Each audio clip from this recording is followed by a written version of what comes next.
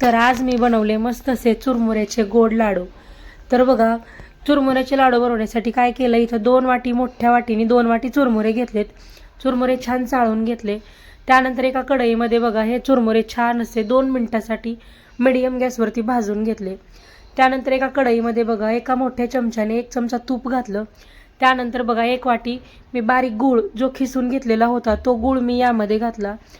गूळ बघा तुपामध्ये छान असा मस्त मेल्ट करून घेतला। बघा अगदी छान असं बुडबुडे येईपर्यंत अशा पद्धतीचा गूळ छान मेल्ट करून घ्यायचा।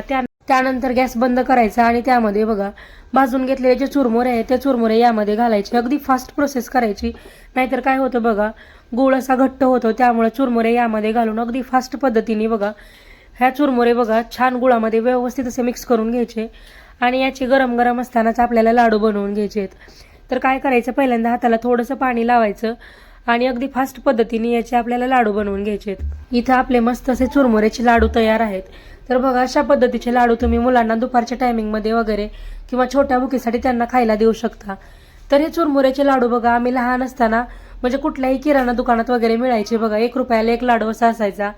तर आता मिळतात का नाही माहीत नाही, कारण बरेच दिवस झाले, पण अशा पद्धतीचे लाडू खायला खूप सुंदर लागतात। तुम्ही एकदा नक्की ट्राय करून बघा।